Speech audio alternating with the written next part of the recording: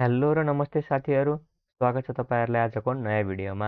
आजको यस भिडियोमा हामी रेभिटमा रहेको साफ्ट ओपनिङका बारेमा सिक्नेछौँ। सो साथीहरू, तपाईँ हेर्दै हुनुहुन्छ सिभिल सल्युसन नेपाल। आउनुहोस् सुरु गरौँ आजको भिडियो। सो साथीहरू, तपाईँहरू यहाँ देख्न सक्नुहुन्छ मैले चाहिँ एउटा सिम्पल फ्लोर प्लान क्रिएट गरेको छु। यदि हामी चाहिँ यसलाई 3Dमा गएर हेर्छौँ भने यहाँबाट म 3Dमा जान्छु र 3Dमा गयो भने यहाँ देख्न सक्नुहुन्छ हाम्रो चाहिँ यो सिम्पल एउटा चाहिँ प्लान रहेको छ र मैले चाहिँ यसको एउटा साइड ओपनिङ छोडेको छु ताकि हामीलाई चाहिँ यदि फ्लोरमा ओपनिङ क्रिएट गऱ्यो भने चाहिँ हामीलाई त्यो ओपनिङहरू सो होस्। तर चारैतिर वाल प्रोभाइड गऱ्यो भने चाहिँ यो इन्क्लोज हुन जान्छ र हामीलाई भित्रको पोर्सनहरू देखिँदैन। सो यसलाई चाहिँ म अहिले सिलेक्ट गर्छु र हामीले जुन यहाँबाट यो भर्टिकल ओपनिङ देख्न सक्नुहुन्छ यसलाई चाहिँ हामीले अघिल्लो भिडियोमा कुरा गरिसकेका छौँ। त्यो भर्टिकल ओपनिङले चाहिँ हजुरले इन्डिभिजुअल्ली एउटा एउटा फ्लोरमा गएर चाहिँ ओपनिङ क्रिएट गर्न सक्नुहुन्थ्यो। एउटा मात्र फ्लोर छ भने चाहिँ हजुरले भर्टिकल ओपनिङ युज गर्न सक्नुहुन्छ। तर मानौ मैले चाहिँ यसलाई सिलेक्ट गरेँ, सिलेक्ट गरेर चाहिँ यसलाई मैले सिलेक्ट भएन, यसलाई चाहिँ मैले फेरि सिलेक्ट गरेँ। यसरी सिलेक्ट गरिसकेपछि यहाँबाट चाहिँ म यो कपी टु क्लिपबोर्ड भन्ने अप्सनमा जान्छु र त्यसपछि चाहिँ यसलाई म पेस्टमा गएर एलाइन टु सिलेक्टेड लेभल भन्ने अप्सनमा क्लिक गरेर त्यसपछि यहाँबाट चाहिँ म आफूलाई चाहिने लेभलहरू यसरी सिलेक्ट गर्छु र त्यसपछि ओकेमा क्लिक गरेँ भने हजुरहरू देख्न सक्नुहुन्छ यहाँ चाहिँ हाम्रो मल्टी स्टोरी बिल्डिङ यसरी क्रिएट भइसकेको छ। सो यदि हजुरले भर्टिकल ओपनिङलाई चुज गरेर यदि यहाँ चाहिँ ओपनिङ क्रिएट गर्न थाल्नुभयो भने चाहिँ हजुरलाई धेरै समय लाग्नेछ। हजुरले चाहिँ प्रत्येक फ्लोरमा गएर चाहिँ इन्डिभिजुअल्ली एउटा एउटा फ्लोरमा ओपनिङ क्रिएट गर्नुपर्नेछ। तर हजुरले चाहिँ एकैचोटि सम्पूर्ण फ्लोरमा चाहिँ जस्तै कुनै ठाउँमा स्टेयर केस प्रोभाइड गर्न हुनसक्छ। मानौ यो पोर्सनमा हजुरले चाहिँ स्टेयर केस प्रोभाइड गर्नुभएको छ भने त्यो पोर्सनमा चाहिँ हजुरले यसरी ओपनिङ पनि क्रिएट गर्नुपर्ने हुन्छ। तर यदि भर्टिकल ओपनिङलाई युज गर्नुभयो भने चाहिँ हजुरले इन्डिभिजुअल्ली एउटा एउटा फ्लोरमा ओपनिङ क्रिएट गर्दा चाहिँ हजुरलाई धेरै समय लाग्नेछ। सो एकैचोटि सबै फ्लोरमा चाहिँ सँगै ओपनिङ क्रिएट गर्नको लागि हजुरले सिम्पली लेभल 1मा जानु होला। लेभल 1मा गइसकेपछि यहाँ देख्न सक्नुहुन्छ साफ्ट भन्ने अप्सन रहेको छ। हजुरले लेभल 1मै जानुपर्छ भन्ने छैन, जुन लेभलबाट ओपनिङ क्रिएट गर्न चाहनुहुन्छ त्यही लेभलमा चाहिँ जानु होला। सिम्पली म यहाँबाट साफ्टमा क्लिक गर्छु। साफ्टमा क्लिक गरिसकेपछि यहाँ देख्न सक्नुहुन्छ यहाँ चाहिँ लेफ्टमा उक्त साफ्टको प्रोपर्टिज आउँछ। प्रोपर्टी आइसकेपछि चाहिँ यहाँ हजुरले कस्तो खाले चाहिँ ओपनिङ क्रिएट गर्न चाहनुहुन्छ। यदि स्टेयर केस हो भने चाहिँ यदि हजुरको डगलेग स्टेयर केस छ भने सिम्पली यहाँबाट रेक्ट्याङ्गल लिनु होला।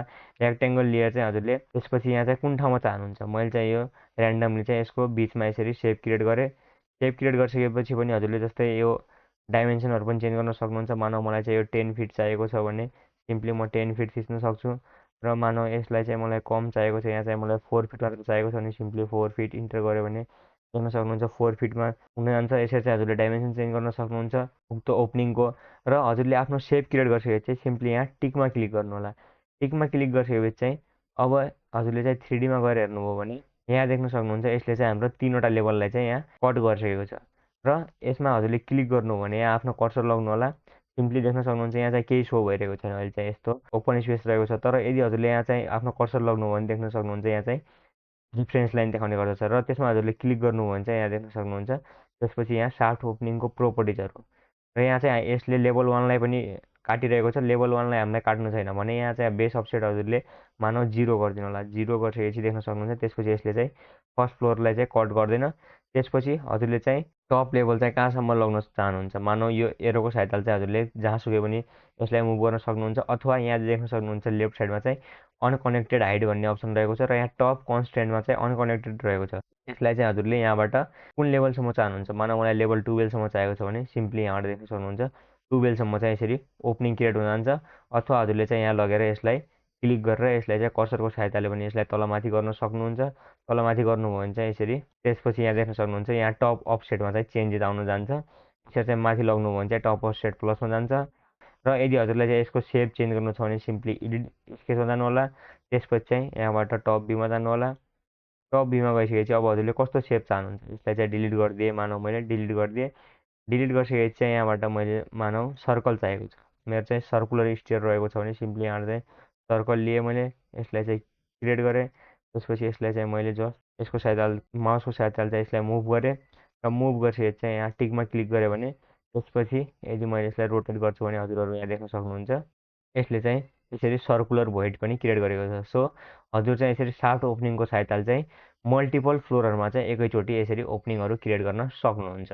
ओके साथीहरू, आजको यस भिडियोमा हामीले मल्टी स्टोरी बिल्डिङहरूमा चाहिँ एकैचोटि मल्टिपल फ्लोरहरूमा चाहिँ कसरी ओपनिङहरू क्रिएट गर्ने र साफ्ट ओपनिङको चाहिँ कसरी युज गर्ने भनी सिक्यौँ। आई होप तपाईँहरूलाई भिडियो मन पर्यो होला। भिडियो मन परेको भिडियोमा लाइक, कमेन्ट बक्समा कमेन्ट र च्यानललाई सब्सक्राइब गर्न नबिर्सिनु होला। आजको भिडियोलाई यति नै। Thank you so much for watching. जय नेपाल।